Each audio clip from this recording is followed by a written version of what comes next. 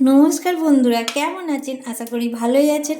আমি আবার একটা নতুন রেসিপি নিয়ে চলে এলাম ওই মিক্সড ওই সুনিতা চ্যানেলে। সেটা হচ্ছে আবার একটা মাছের রেসিপি নিয়ে এসেছি। তো এই মাছের রেসিপিটার নাম হচ্ছে রুই পোস্ত। তো আমি কিভাবে রুই পোস্ত রান্নাটা করি আপনারা আমার সঙ্গে থাকুন আর দেখুন। তো আমি এখানে নিয়েছি 5 পিস মাছ। তো এই 5 পিস মাছে আমি আগে থাকতে হলুদ আর নুন মাখিয়ে রেখে দিয়েছি। তো চলুন, আমি কড়া বসিয়ে দিয়েছি।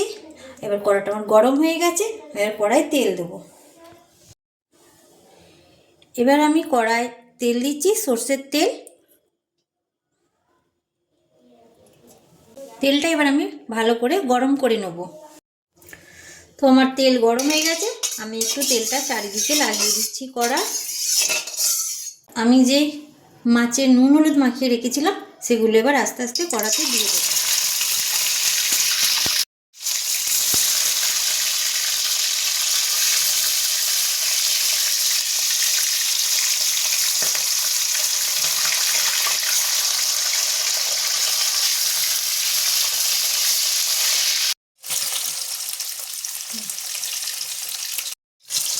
তো বন্ধুরা, আমি এবার আর এক পিঠ মাছ উল্টে দেবো।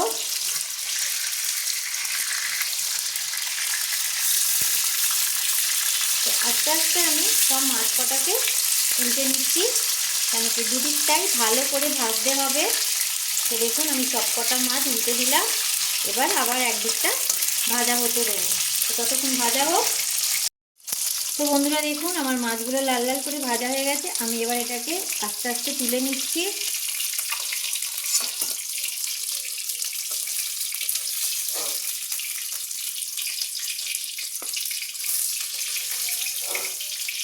তো সব মাছ দেখুন, সব মাছগুলো ভাজা হয়ে গেছে। এবার আমি এটাকে সাইডে রেখে দিচ্ছি। এই যে মাছ ভাজা তেলটা যে বাকিটা রয়েছে তাতে আমি একটা তেজপাতা ছিঁড়ে দিয়ে দিলাম। এতে আমি 2টো শুকনো লঙ্কা মাঝখান থেকে ভেঙে দিয়ে দিলাম। আর তার সাথে আমি সামান্য 5 ফোড়ন দিয়ে দিলাম। দিয়ে এবার আমি এটা ফোড়নটাকে ভালো করে ভেজে নেব।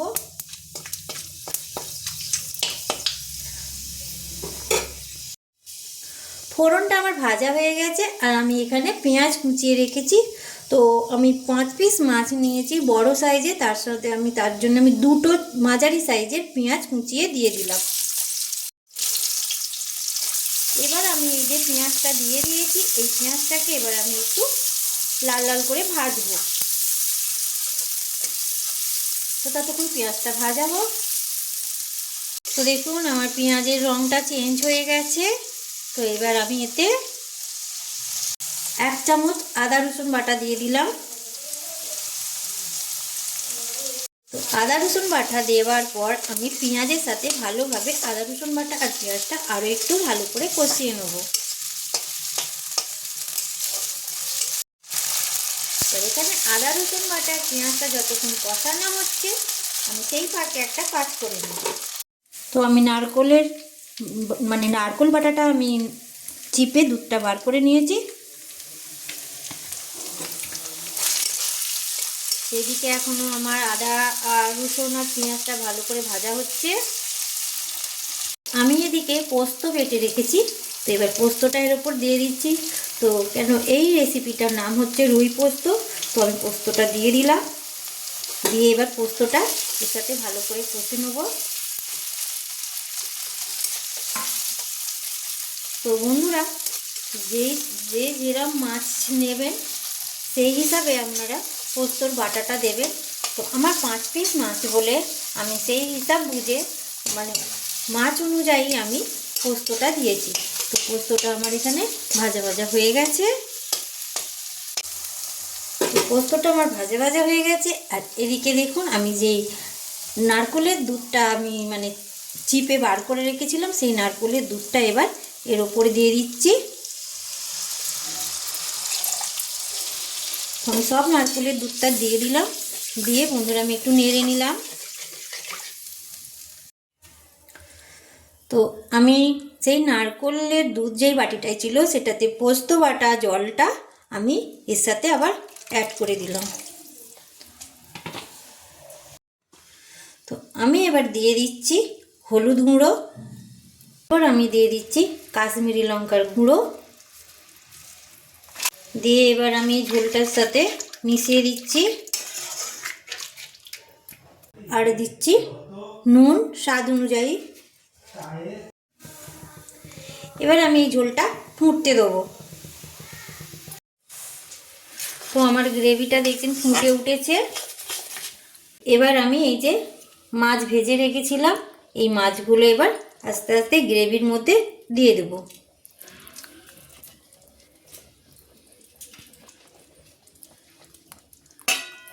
তো সব মাছ কটা আমি গ্রেভির মধ্যে দিয়ে দিলাম, দিয়ে এবার আমি এটা চাপা দিয়ে দেবো।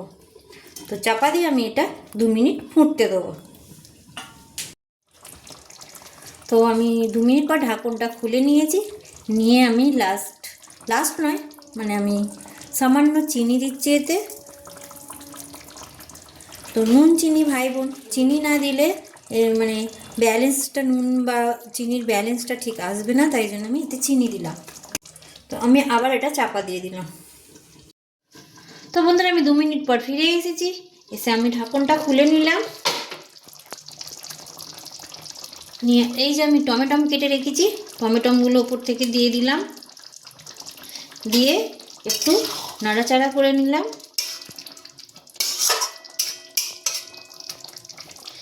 আরও 2 মিনিট আমি চাপা দেবো। তো চাপা দিয়ে দিলাম, 2 মিনিট পর আবার আসছি।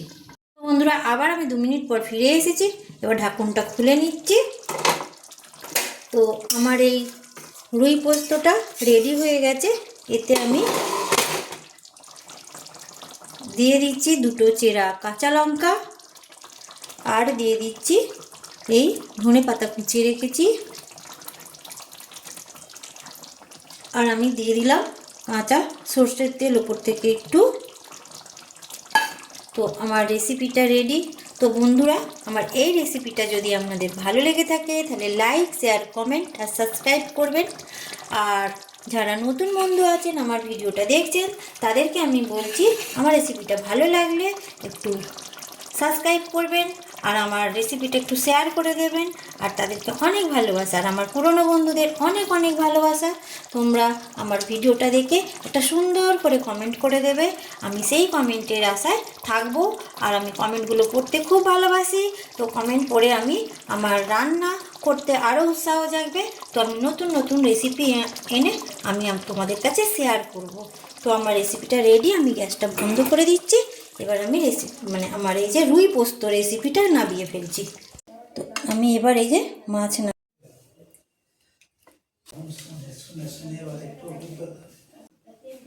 ঠিক আছে সাজানো, ঠিক আছে।